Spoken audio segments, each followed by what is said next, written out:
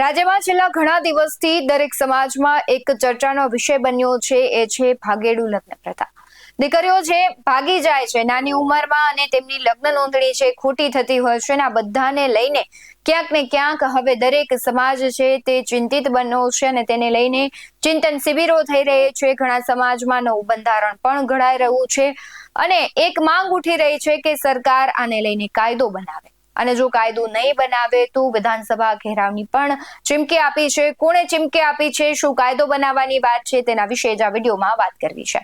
નમસ્કાર, BS9 TV ન્યૂઝમાં આપની સાથે હું ભગવતી વિશાવડિયા. આપણે જોઈએ છે કે દરેક સમાજ છે દીકરીઓને લઈને હાલ ચિંતામાં છે, કારણ કે નાની ઉંમરમાં અપરિપક્વતા હોય અને દીકરીઓ છે ખોટા નિર્ણયો લઈ લેતી હોય છે.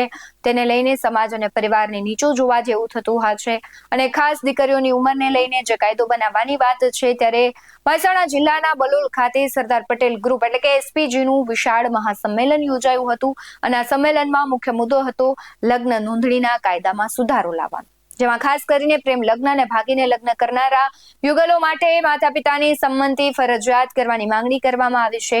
SPG અધ્યક્ષ લાલજી પટેલે પણ આ સંમેલનમાં ભારે હુંકાર ભર્યો અને સરકારને કડક ચેતવણી આપી કે જો કાયદામાં સુધારો નહીં લાવવામાં આવે તો ઉગ્ર આંદોલન કરવામાં આવશે. લાલજી પટેલે પોતાના નિવેદનમાં કહ્યું છે કે સરકાર કાયદામાં સુધારો નહીં લાવે તો મહેસાણાથી ગાંધીનગર સુધી કૂચ કરીશું અને વિધાનસભાનો ઘેરાવ કરીશું. તેમણે વધુમાં કહ્યું કે આ માંગણીને 80 થી વધારે ધારાસભ્યો અને સાંસદોનું સમર્થન મળ્યું છે.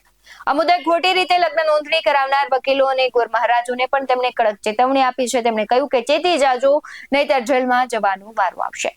સમગ્ર મામલે શું કહી રહ્યા છે લાલજી પટેલ, તેના પર નજર કરીએ. આજે બલોલ ખાતે મહાસંમેલન SPG નું હતું. એમાં ખાસ તો લગ્ન નોંધણીના કાયદાની અંદર જે સુધારાની વાત ચાલી રહી છે, છેલ્લા 5 વર્ષથી SPG સર્વ સમાજની ટીમ સાથે જે લડી રહ્યું છે એ નિમિત્તે અહીંયા મહાસંમેલન હતું. તો આજે હજારો લોકોએ બે હાથ ઊંચા કરીને સહમતિ આપી છે કે આવનારા સમયની અંદર જ્યારે 80 થી વધારે ધારાસભ્યોનું સમર્થન હોય, સાંસદોનું સમર્થન હોય, દરેક સરપંચોનું સમર્થન હોય, દરેક જ્ઞાતિનું સમર્થન હોય અને જો સરકાર લગ્ન નોંધણીના કાયદામાં સુધારો ના લાવે તો મહેસાણાથી ગાંધીનગર સુધીની કૂચ પણ કરીશું અને સમય આવે અને જરૂર પડશે તો વિધાનસભા ઘેરવાના પણ કાર્યક્રમો કરીશું. કારણ કે ભૂતકાળની અંદર SPG દ્વારા દરેક તાલુકા વાઇઝ, શહેર વાઇઝ મહાસંમેલનનું આયોજન કર્યું છે અને આવનારા સમયની અંદર પણ દરેક શહેર વાઇઝ, તાલુકા વાઇઝ, જિલ્લા વાઇઝ અમે સંમેલનો કરી રહ્યા છીએ અને તો પણ સરકાર જો અમારી વાત ના માને તો ચોક્કસ આંદોલન તરફ જઈ રહ્યા છીએ અને વિધાનસભા પણ ઘેરીશું. અને મીડિયાના માધ્યમથી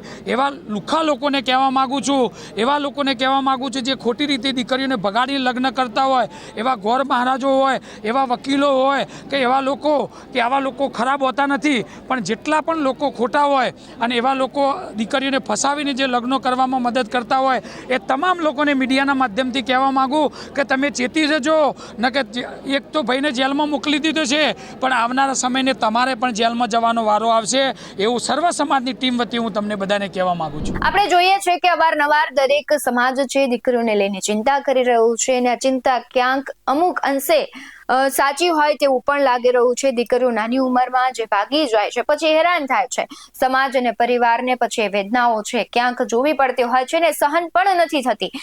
એટલે ક્યાંક હવે આ બધા જ સમાજો છે અને SPG છે તેમણે હવે નિર્ણય કર્યો છે, તેમણે મહાસંમેલનની ચીમકી પણ ઉચ્ચારી છે. ત્યારે સવાલ અનેક થઈ રહ્યા છે કે ભવિષ્યમાં પણ જે પ્રમાણે સંમેલન થયું હતું, મોટી સંખ્યામાં પાટીદાર સમાજના આગેવાનો અને સભ્યોએ જે આખા ગુજરાતને ઘેર્યું હતું અને કહેવાય છે કે આગ ઉઠી હતી, તેવી આગ ફરી ઉઠશે કે કેમ? આ મહાસંમેલન પાટીદાર સમાજની એકતા અને સામાજિક મુદ્દાઓ પર તેમની મજબૂત વલણને દર્શાવે છે કે અત્યારે કેટલું પાટીદાર સમાજ છે તે ચિંતિત બન્યો છે અને જે અનામત આંદોલનથી સરકારને હચમચાવી હતી એ જ SPG હવે સામાજિક કાયદાના રક્ષણ માટે રણચંડી બની છે.